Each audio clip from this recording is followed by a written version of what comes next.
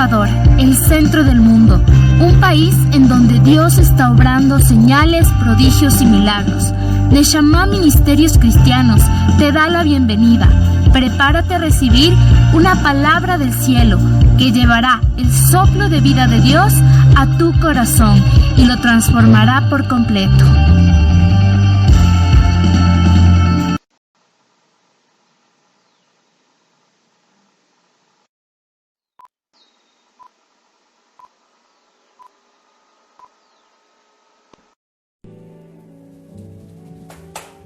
Muy buenos días con todos, bienvenidos a una vez más a una nueva transmisión en este primer día del mes de noviembre. Esperamos que se encuentren muy bien en sus casas. Muchos tal vez han decidido salir por algún momento a distraerse un poquito, pero aquellas personas que lógicamente se han quedado en casa tal vez en este día esperando con ansias lo que el Señor tiene preparado para cada uno de nosotros en este primer día, como les digo, del mes, primer día de la semana. Estamos muy contentos de lo que el Señor ha estado haciendo en estos días, en estos tiempos. La gloria de Dios se ha manifestado sobre nuestras vidas. Hemos visto su amor, su fidelidad. Hemos recibido algunos testimonios también en esta semana de lo que el Señor ha hecho en cada una de las personas que han estado esperando algo de parte del Señor. Así que estamos muy felices, muy contentos por lo que el Señor está haciendo y estamos expectantes de lo que el Señor tiene preparado para nosotros en este inicio de semana, en este día y aún también en este mes. Así que ahí donde estás, si tú tienes a una persona a tu lado, como siempre lo tenemos por costumbre hacer, por decirlo así, dale un fuerte abrazo, declare una palabra de bendición, dile qué bueno poder tenerte junto a mi lado, que el Señor te bendiga y abre tu corazón, dile, abre tu corazón, que el día de hoy el Señor va a hablarnos mucho a cada uno de nosotros. ¿Sí? Y mientras nos preparamos ahí en los lugares donde todos nosotros nos encontramos, nos alistamos con nuestra palabra y vamos a entrar ya en materia, ¿no es cierto? Habíamos quedado inconclusa la parte de lo que habíamos revisado, la enseñanza respecto a lo que era el origen de Dios. Así que el día de hoy, sin más que decir, ¿no es cierto? Les damos la bienvenida una vez más, como les digo, un gran saludo de parte del Ministerio Neshama, tanto de aquí en la ciudad de Quito como en Tulcán. Que el Señor les bendiga y que el Señor sea hablando directamente el día de hoy a cada uno de nosotros. El día de hoy continuamos con la enseñanza que nos habíamos quedado la anterior semana en lo que respecta al origen de Dios, la parte 2, ¿no es cierto? Y para hacer rápidamente, ¿no?, por honor al tiempo, un recuerdo, habíamos dicho que Dios no tenía origen, en otras palabras, ¿no es cierto? Habíamos concluido eso, que Él no tiene origen, ya que Él en el principio creó los cielos y la tierra. Y habíamos hablado de que cuando se habla de la palabra principio, significa que tiene un inicio, pero Dios ya existía, habíamos dicho, ¿no es cierto? Habíamos también revisado, ¿no es cierto?, esta cualidad que había tenido Moisés de querer ver la gloria de Dios y que nadie, ningún ser humano es posible de captar o de entender realmente la gloria completa de Dios, ya que si alguno tuviera la oportunidad de hacer eso, moriría, ¿no es cierto? Habíamos revisado rápidamente todas estas características, estas cualidades, ¿no es cierto? También habíamos dicho, ¿no es cierto?, rápidamente, de que la mente humana, por ser creada, siente esta pequeña incomprensibilidad, ¿no es cierto?, o incomodidad respecto al Señor, ¿no? Habíamos mencionado un poquito también, y con esto ya entramos en materia, ¿no es cierto?, el día de hoy, de que tanto la filosofía como la ciencia no siempre han sido amistosas hacia la idea de lo que es Dios, ¿no es cierto? Siendo la razón lo cual, o sea, se han dedicado estas dos ramas, por decirlo así, la filosofía y la ciencia de la razón, se han dedicado a la tarea de dar cuenta de las cosas. Tanto la filosofía como la ciencia se han dedicado a dar cuenta de las cosas mediante el uso de la razón. Y si impacientan ante algo que se niegue a rendirles cuentas sobre sí mismo. ¿Esto qué quiere decir? Que tanto el filósofo como el científico están dispuestos a admitir que hay muchas cosas que ellos no conocen, pero entre eso y admitir que hay algo que nunca podrán conocer y que carecen de técnicas para descubrirlo, hay una gran distancia, ¿sí? el admitir que hay uno que se halla más allá de nosotros, que existe fuera de todas nuestras categorías, que no es posible salir de él con solo ponerle un nombre, que no va a comparecer ante el tribunal de nuestra razón, ni someterse a nuestras curiosas investigaciones, ¿no es cierto?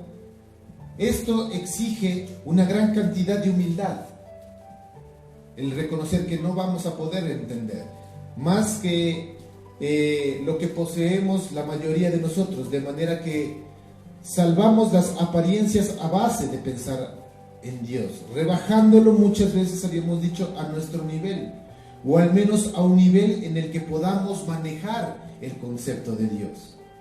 Y habíamos indicado la semana pasada de que esto puede ser peligroso porque podríamos estar cayendo en idolatría, ¿no es cierto? Y sin embargo, muchas veces a Él no le importa, ¿no es cierto?, al Señor lo que nosotros pensemos. Simplemente Él seguirá siendo Dios. Él autoexiste de por sí. Y eso es algo que muchas veces nuestro razonamiento no lo va a poder entender, habíamos dicho, ¿no? Porque Él está en todas partes y al mismo tiempo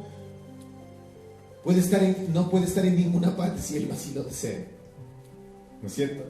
Puesto que la palabra donde tiene que ver mucho con lo que es materia y espacio, para aquellos que tienen la oportunidad de estudiar lo que es la física, ¿no es cierto? Y Dios es independiente de ambos. Dios no tiene tiempo, Dios no tiene espacio. Él lo llena todo, ¿no es cierto?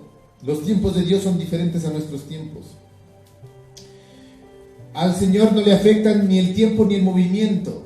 Él es autodependiente por completo y no les debe nada a nadie, ¿no es cierto? Y más no le debe nada a aquello a lo cual Él ha creado. Él no tiene por qué estarle rindiendo cuentas a su creación, si así Él lo desea. Lógicamente esto no es un pensamiento agradable, ¿no es cierto?, para muchos de nosotros. Mucho más en un tiempo en donde estamos viviendo, en una tierra en donde hay por todo el mundo existen libros, existen Biblias. Muchos de nosotros pertenecemos a iglesia, ¿no es cierto? Muchos de nosotros trabajamos por las cosas del Señor, otros se dedican a trabajar mucho por las cosas materiales, ¿no es cierto?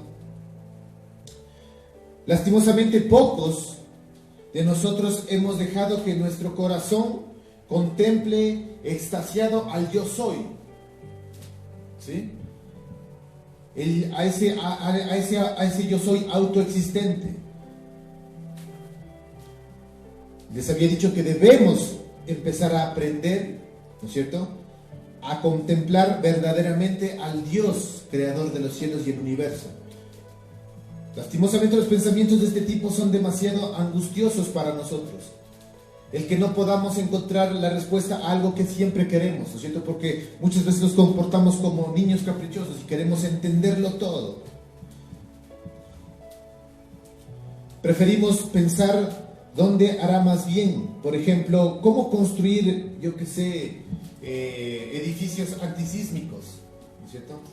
Cómo hacer que crezca muchas veces los cultivos de una manera tan efectiva que muchas veces las plagas no le toquen, ¿cierto? Porque nos sentimos poderosos al descubrir todas estas cosas. Y es por esto que muchos de nosotros ahora, muchas naciones, estamos pagando el precio, y un precio demasiado alto, ¿no es cierto?, por creer que podemos llegar a tener el mismo poder que Dios tiene. Incluso el hombre se ha llenado tanto de orgullo y deseo de poder que quiere llegar a crear a más seres humanos, ¿no es cierto? Quizá algunos de nosotros podemos estarnos diciendo en este momento: ¿qué importancia tiene esto que estás diciendo en este momento de verdad para mi vida? ¿Qué significado puede tener la autoexistencia de Dios para mí? No me afecta en nada, porque muchos inclusive ni siquiera le dan el tiempo necesario o el lugar necesario a Dios en sus vidas. ¿Qué me va a interesar si es que Él autoexiste o no? Y mucho más en un mundo como este y en los tiempos en los que estamos viviendo, ¿verdad? donde está lleno muchísimo de vanagloria, de cosas materiales, de cosas que queremos alcanzar, y solamente nos dedicamos a pensar en nosotros mismos, sin ponernos a pensar de que los tiempos se acortan, los tiempos se están acabando, ¿no es cierto? Y que es necesario entender realmente el concepto, la esencia verdadera de Dios, para cuando llegue el momento de partir de esta tierra, podamos realmente ir a conocer eternamente a ese Dios maravilloso. Hace poco nomás, hace unos minutos antes de empezar, estábamos adorando, ¿no es cierto? Y es como que nos faltara tiempo para seguir adorando. En la eternidad vamos a tener todo ese tiempo para poder estar delante del Señor postrados, entendiendo su maravilla, su gloria, porque no hay palabras para describir lo que Él es. Ahora, para responder a estas preguntas que acabamos de hacer, déjame decirte que podemos decir que somos una obra de Dios, pero por ende, indispensable tener cierto conocimiento de la clase de Dios que opera en el universo para tener una filosofía sana sobre la vida y una visión correcta del escenario del mundo. Es importantísimo tener esto en nuestros corazones. Nunca podremos saber quiénes o qué somos hasta que sepamos al menos algo de lo que Dios es. Por eso muchas veces vienen las crisis existenciales a nuestra vida. No sé si a ustedes les ha pasado, pero a mí a veces sí me ha llegado esta pregunta: ¿para qué estoy yo aquí? Pero no podremos entender quiénes somos hasta que sepamos al menos un poquito, o conozcamos un poquito acerca de la gloria de Dios, o de lo que Él es realmente. Por esta razón, la autoexistencia de Dios no es una árida doctrina o académica, ¿no es cierto? En realidad es algo tan cercano como nuestro aliento, y tan práctico como la técnica quirúrgica más avanzada. Ahora, por razones que solo Él conoce, Dios decidió honrar al hombre. Imagínate, solo por las razones que Dios conoce, Dios decidió honrar al hombre por encima de todos los demás seres creados, al crearlo a su propia imagen. Así lo dice la palabra de Dios. Vamos a revisar el libro de Hechos 2:7. Dice: le hiciste un poco menor que los ángeles, le coronaste de gloria y de honra y le pusiste sobre las obras de tus manos. Que quede entendido que la imagen divina en el hombre no es una fantasía poética, ni una idea nacida de la añoranza religiosa.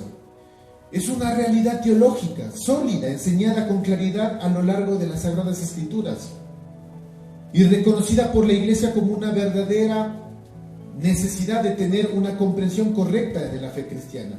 El hombre es un ser creado, y yo soy un derivado y contingente, ¿no es cierto? Una creación que en sí mismo no posee nada, sino que para existir depende de cada momento de aquel que lo creó, a su propia semejanza, dice la Escritura. La realidad de Dios es necesaria a la realidad del hombre. Por eso se recomienda: deshágase, ¿no es cierto? Deshágase el hombre de Dios con el pensamiento y se quedará sin motivos para existir. Si el hombre saca a Dios, ¿no es cierto?, de su vida, se quedará sin motivos para existir. No sé si de los que están presentes, cuántos al encontrarse con el Señor tuvieron una nueva esperanza, una razón por vivir. Hay muchas canciones que a mí me gustan, ¿no es cierto? En muchas frases dicen: eres tú la razón de mi existencia. Si Él no fuera la razón de mi vida, el motor de mi fuerza, ¿para qué seguir viviendo? ¿Para qué seguir respirando? Pero cuando realmente conocemos al Señor, cuando realmente empezamos a conocerle en la intimidad, que Dios lo es todo y el hombre nada, es un principio doctrinal básico en la fe. Aquí las enseñanzas del cristianismo coinciden con las de las religiones más avanzadas y filosóficas del Oriente. El hombre, por mucha genialidad que tenga, no es más que un eco de la voz original. por más genial, por más espectacular, por más sabiduría que tenga, ni el más científico más avanzado, la mente más brillante, ¿no es cierto?, será simplemente un eco de la voz original, de su voz original. No será más que un reflejo de la luz increada, como un rayo de sol parece cuando se lo separa del sol. Así el hombre sin Dios retrocedería al vacío, a la nada del cual salió. No solo el hombre, sino todo lo que existe salió de su impulso creador y depende de que todo continúe con su trayectoria. Hemos revisado ya muchas veces esta porción de la Biblia en Juan 1:1, ¿cierto?, que dice: en el principio era el verbo, y el verbo era con Dios, y el verbo era Dios. Todas las cosas por Él fueron hechas, y sin Él nada de lo que se ha hecho fue hecho. Pero ¿qué hecho? Así como lo explica Juan, ¿no es cierto?, tal y como lo explica Juan, de la misma manera coincide en su declaración el apóstol Pablo, ¿no es cierto?, en la palabra de Dios, en el libro de Colosenses 1:16 al 17. Muchos años después, este hombre escribe esto. Dice: porque en Él fueron creadas todas las cosas que hay en los cielos y las que hay en la tierra, visibles e invisibles, sean tronos, sean dominios, sean principados, sean potestades. Todo fue creado por medio de Él y para Él. Y Él es antes de todas las cosas, y todas las cosas en Él subsisten. ¿Podemos lograr entender esto que estamos declarando el día de hoy? El escritor de los Hebreos une su voz a estos testimonios, atestiguando él también sobre Cristo, y que Él es el resplandor de la gloria de Dios y la imagen misma de su persona, y que sustenta todas las cosas con la palabra de su poder. En esta dependencia total de todas las cosas en su voluntad creadora de Dios, se encuentra la posibilidad tanto de sanidad como de pecado. Una de las marcas de la imagen de Dios en el hombre es su capacidad de tomar decisiones morales. El cristianismo enseña que el hombre decidió ser independiente de Dios y confirmó su decisión desobedeciendo de forma deliberada al mandato divino, porque Dios dejó sembrado en cada uno de nosotros el libre albedrío. Y este acto violó la relación de forma normal que había entre Dios y su criatura. Rechazó a Dios como fundamento de la existencia y lanzó al hombre de vuelta sobre sí mismo. A partir de aquellos momentos se convirtió no en un planeta que giraba alrededor de su sol central, sino en un sol por derecho propio, alrededor del cual debe girar todos los demás. El hombre quiere ser el centro de las cosas, ya no su creador. ¿No sería posible imaginar una afirmación más positiva del ser, de lo que es Dios, que sus palabras a Moisés cuando le dijo: yo soy el que soy? Punto. Todo cuanto Dios es, todo aquello que Dios es presentado en esta declaración absoluta de una esencia independiente. Sin embargo, en Dios, el yo no es pecado. No sé si se dan cuenta. Cuando el hombre se enfoca solamente en sus cosas, puede caer en un orgullo, pero en Dios es el yo soy, no es pecado,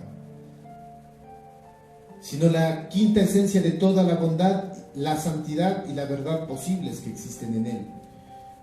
El hombre natural es pecador porque reta a la autoexistencia de Dios con relación a su propia existencia, y solo porque le gusta seguir avanzando en su conocimiento, quiere llegar a parecerse a Dios, sin darse cuenta de que jamás podrá lograr alcanzar eso, por más que se esfuerce. En todo lo demás es probable que esté dispuesto a aceptar la soberanía de Dios en su propia vida, pero lastimosamente la rechaza. Para él el dominio de Dios termina donde comienza el suyo.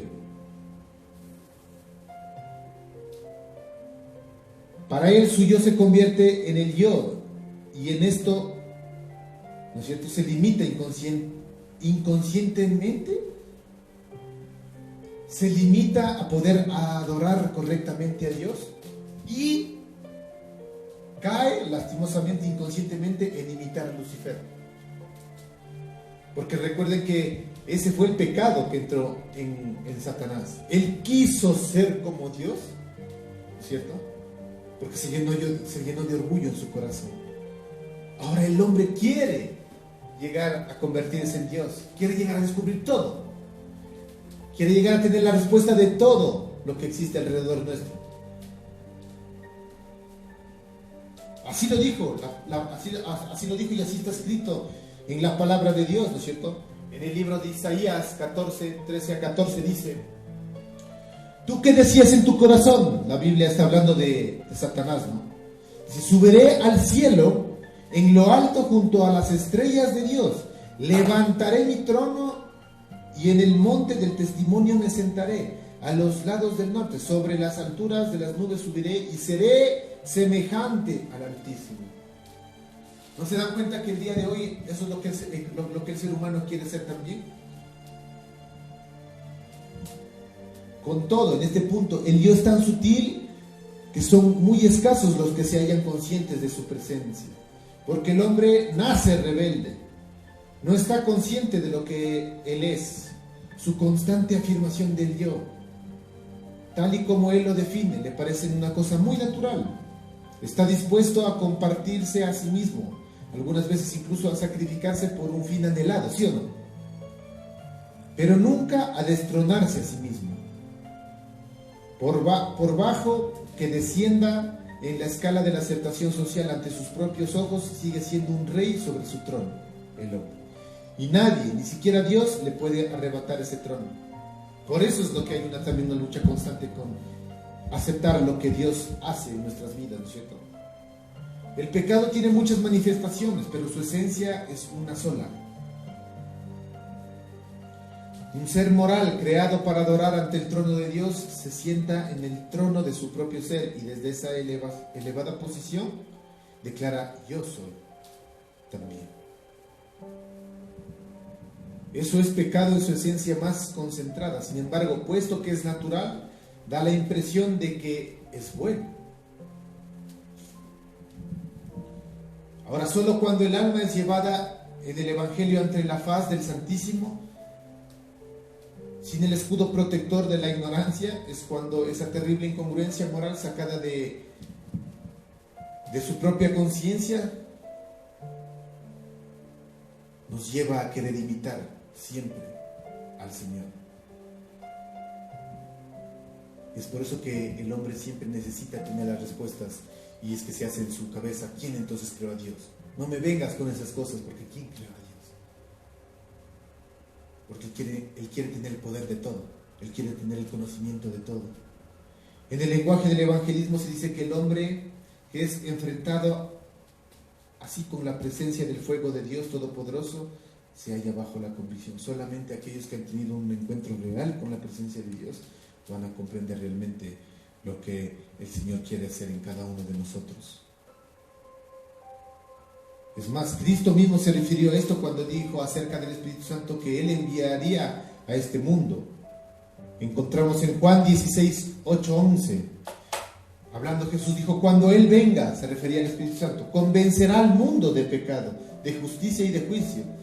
De pecado por cuanto no creen en mí, de justicia por cuanto voy al Padre y no me veréis más, y de juicio por cuanto el príncipe de este mundo ha sido ya juzgado. Ahora, el cumplimiento más temprano de estas palabras que Cristo hizo tuvo lugar el día de Pentecostés, después de que Pedro predicara el primer gran sermón cristiano, ¿no es cierto? Encontramos en el libro de Hechos, capítulo 2, versículos 37 al 41. Al oír esto se compungieron de corazón y dijeron a Pedro y a los otros apóstoles: varones, hermanos, ¿qué haremos? ¿qué haremos? Es el profundo grito que sale del corazón de todo ser humano, que se da cuenta de pronto de que él es un usurpador y de que está sentado en un trono robado. Por dolorosa que sea, es precisamente esta aguda consternación moral la que produce el arrepentimiento genuino y hace del penitente un robusto cristiano después de que haya sido destronado y haya encontrado perdón y paz por medio del Evangelio. ¿Qué queremos decir con esto? Vamos ya resumiendo. Es importantísimo que incluyas en tus oraciones diarias y que le pidas al Señor que te deje tener un verdadero encuentro con tu Creador, para que puedas entender aún las cosas que ni siquiera aún han sido reveladas a tu corazón. La palabra dice: clama a mí y yo te responderé. Revisábamos el día de ayer en la noche.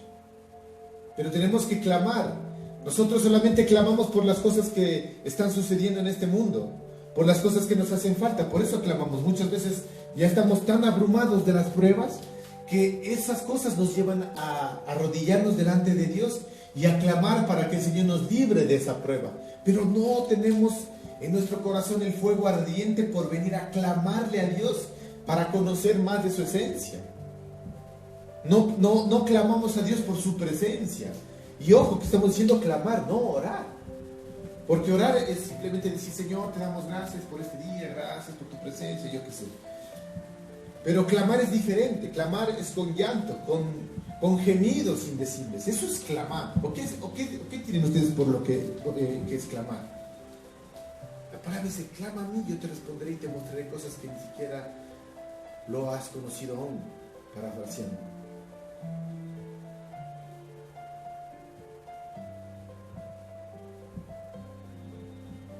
Ahora, aunque los pecados se multipliquen como la arena de la playa, siguen siendo uno solo. Al final es pecado.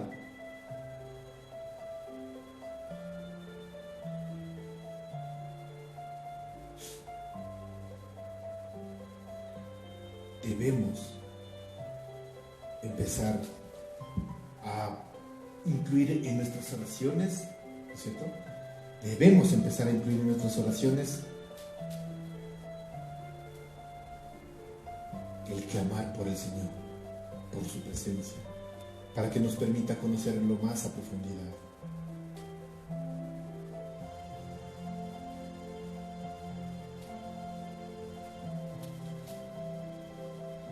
Jesús tiene que venir a implantar dentro de nosotros este clamor, esta desesperación, esta pasión en nuestros corazones. Pídele al Espíritu Santo, dile: Señor, aviva en mí esta búsqueda por tu presencia. Y más que buscarte por otras cosas, yo quiero buscarte a ti. Necesito conocerte más, Señor. La palabra de Dios está abierta para aquellos que quieren realmente llegar a conocerle a Él. Mateo 16:24 lo declara y es un respaldo para nosotros, para aquellos que quieren realmente conocer. Entonces Jesús dijo a sus discípulos: si alguno quiere venir en pos de mí, si alguno quiere, la pregunta del día de hoy: ¿tú quieres? Tú que estás atrás de un dispositivo, la pregunta es la siguiente: ¿quieres venir en pos del Señor? Pero qué difícil o qué duras que son las palabras de nuestro Señor Jesucristo.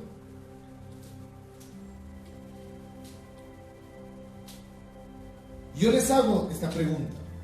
Tómenla como que si el Señor les estuviera haciendo. ¿Quieres venir en pos de mí?, dice el Señor Jesucristo. ¿Qué respondes tú? Entonces, niégate a ti mismo. Toma tu cruz y sígueme. Años más tarde, ¿no es cierto? Años más tarde, Pablo vendría a decir lo mismo. Y aún él anunció esto. En Gálatas 2:20 dice: con Cristo estoy juntamente crucificado, y ya no vivo yo. Pablo entendió lo que Jesús les estaba pidiendo, porque Jesús les dice: si quieres venir en pos de mí, niégate a ti mismo. O sea, ya tú no existes más, ya tus pensamientos no existen. Lo que tú opines, en el buen sentido, me vale. Y no en el sentido de que no le importe al Señor tus opiniones, pero lo que debe importar en tu vida es la opinión de Dios, no tus propias opiniones, no tus propios gustos, no tus propias voluntades, sino que cuando tú dejas todas estas cosas en manos de Dios, el Señor las va a tomar y las va a alinear todas perfectas de acuerdo a su propia voluntad. Y ahí es donde se transforma en realidad esta palabra que dice: la voluntad de Dios es buena, agradable y perfecta. Y cuando nosotros hacemos esto, créeme que lo que tú querías va a ser, no va a poder ser comparado con lo que el Señor te va a dar. Va a ser mucho mejor de lo que imaginas. Pero cuando dejas realmente que el Señor haga en sus manos lo que tiene que hacer. Por eso Pablo entendió lo que Jesús les dijo. Jesús dijo: niégate a ti mismo, ¿no es cierto? Toma tu cruz y sígueme. Y Pablo responde: con Cristo estoy justamente crucificado. Toma tu cruz. Toma tu cruz. Pablo tomó su cruz porque estaba juntamente crucificado con el Señor. Ya no vivo yo, dice la palabra. Niégate a ti mismo. Ya no vivo yo, más vive Cristo en mí. Y lo que ahora vivo en la carne, lo vivo en la fe del Hijo de Dios, el cual me amó y se entregó a sí mismo por mí. ¿Cuántos estamos dispuestos a responder afirmativamente a la pregunta que estaba haciendo en este momento Jesús? ¿Quieres venir en pos de mí? ¿Quieren venir en pos de mí? Contéstense ahí donde ustedes están. Niégate a ti mismo, toma tu cruz y sigue. Pero déjame decirte que cuando tú hagas esto, las cosas, y créeme, hoy, 1 de noviembre, ¿no es cierto? Hoy es 1 de noviembre, ¿verdad? Hoy es 1 de noviembre. Solo quiero que estén atentos, ¿no es cierto? Hoy 1 de noviembre. Hasta para que podamos recordarlo, ¿no es cierto? Podemos tomar esta decisión de decirle: Señor, yo creo que hasta este día me he estado equivocando y he querido hacer las cosas conforme a mi propia voluntad. Y me he dado cuenta de que algunas las he logrado alcanzar, otras no me han salido tan bien. Y hasta el día de hoy estoy esperando que algo ocurra. Creo que he gastado o he peleado en mis propias fuerzas. Es el día de hoy, 1 de noviembre, que te permito, Señor, ¿no es cierto?, tomar el control de mi vida. Yo quiero responder a esto de manera afirmativa. Quiero negarme a mí mismo, dejar mis gustos a un lado, mis deseos a un lado, mis triunfos a un lado, mis fracasos a un lado, y poner todo esto en tus manos para que seas tú alineando correctamente todo lo que hay en el deseo de mi corazón y que se alinee conforme a tu propia voluntad. Porque de esa manera me voy a dar cuenta de que lo que voy a obtener será mucho mejor de lo que yo esperaba. No nos conformemos con alcanzar lo bueno, alcancemos a Dios. Hay un libro que no he tenido todavía la oportunidad de leerlo, que dice: ¿qué decides tú? ¿Lo bueno o Dios? ¿Bueno o Dios? Good or God? Good or God? ¿Qué prefieres? Muchos de nosotros estamos conformes con lo bueno. No te conformes con lo bueno que puedas alcanzar tú como ser humano. Decide por Dios. Dios va mucho más allá de lo que puedas imaginar. ¿Estamos? Ahí donde tú estás, simplemente cierra tus ojos. Hemos acabado, entonces no sé si te diste cuenta, ya estábamos haciendo ya la oración. Pero ahí donde tú estás, cierra por un momento tus ojos, deja que el Espíritu Santo te toque el día de hoy. Yo sé que el Señor se está moviendo de una manera especial el día de hoy. Y vamos a decirle esto: Señor, yo quiero realmente el día de hoy que me ayudes a negarme a mí mismo. Pero sé que va a haber un quebranto en mi corazón, porque el negarse a uno mismo duele. Duele. Yo no sé cuáles son tus deseos en este momento. Tal vez estés esperando la respuesta a una oración que ya has hecho hace muchos años y no la obtienes todavía. Tal vez hayas estado pidiendo, clamando por la sanidad de alguien y no ocurrió. Tal vez estás pidiendo favor y gracia, tal vez con aquellos que estás debiéndole dinero y todavía sigue llegándote las cuentas bancarias y no hayas la solución, la salida. Pero déjame decirte el día de hoy que si tú realmente entiendes el sentido de negarse a uno mismo, dejar que todas estas cosas las tome en control en las manos del Señor, el Señor lo va a poder hacer. Por eso la oración del día de hoy, Espíritu Santo de Dios, es: Señor, ayúdame a negarnos a nosotros mismos. Ya no queremos vivir pensando conforme a lo que hemos aprendido de ti. Señor, queremos cambiar, modificar nuestros pensamientos, nuestros comportamientos conforme a lo que es tu voluntad.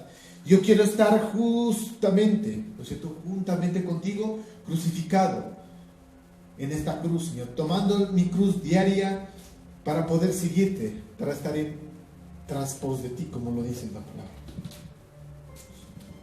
Señor, síguete moviendo, Señor. Pero la oración principal es: ayúdanos a negarnos a nosotros mismos, aunque nos duela. Muchas veces nosotros queremos encontrar respuestas rápidas, queremos tenerlo ya, así, de esa manera, de manera instantánea. Déjanos entender que muchas veces tú no vas a responder a las preguntas, a los deseos que nosotros queremos, posiblemente porque no se alinean a tu voluntad.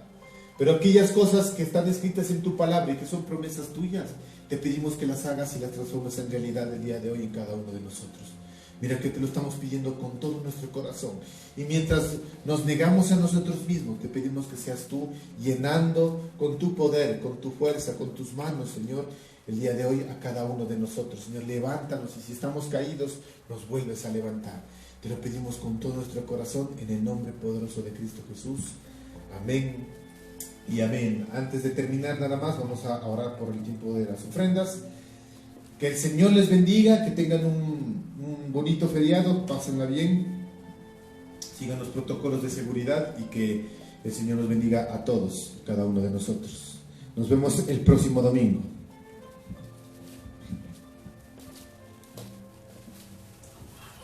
Amén. Qué hermosa invitación. Dios dice en su palabra que si nos acercamos, Él se acerca a nosotros. A veces las personas estamos dispuestos a correr riesgos, dar esfuerzo, dar tiempo, dar recursos, por algo que puede que sea exitoso o puede que no. Eso pasa con los negocios, sobre todo las personas que emprenden, ¿no es cierto? Y a veces va bien a la larga, o a veces no va bien. Pero con Dios, cuando tú emprendes la búsqueda a Dios, cuando tú emprendes un camino en pos de Él, nunca vas a perder. Eso te lo aseguro, nunca vas a perder. Sí, algunas veces no vas a entender cosas, pero con Dios nunca perdemos. ¿Sí? Aquel que es poderoso vive en nosotros, y Él quiere tener una tierna, dulce y profunda amistad contigo. Así es que búscale, no vas a perder. Amén.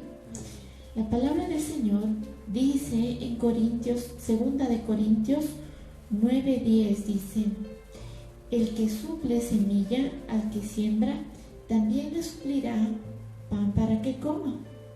Aumentará los cultivos y hará que ustedes produzcan una abundante cosecha de justicia. Amén. Vamos a ser abundantes. Todo abundantes en justicia, dice la palabra del Señor. Eso es un atributo. Pero dice que Él nos va a dar semilla, Él nos va a dar pan. Amén. Esto quiere decir que nuestras necesidades en Él van a ser suplidas. Ahora, con esto en mente, vamos a tomar nuestra semilla allí donde estamos y vamos a dar gracias y vamos a entregar esta semilla a Dios, ¿ok? Papito Dios, te damos gracias por esta semilla que tú has puesto en nuestras manos. Sabemos, Señor, de que tu palabra dice, como leímos, tú das semilla al que siembra y también das pan para que coma. Hoy queremos agradecerte por la semilla que has puesto en nuestra mano y por cubrir nuestro alimento, independientemente de la forma en cómo la has traído.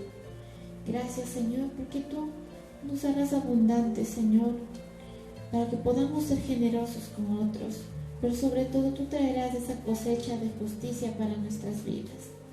Hoy te agradecemos, queremos entregarte este diezmo, esta ofrenda, esta semilla, Señor, a ti, sabiendo, Señor, de que todo lo que te entregamos en ti es multiplicado. Te bendecimos y te damos gracias en el nombre de Jesús. Amén, amén, amén. La siguiente semana les esperamos el día miércoles en nuestro devocional semanal. Tengan mucha expectativa de lo que va a ser compartido, y también el día sábado y el siguiente domingo. Que tengan un día bendecido. Un abrazo.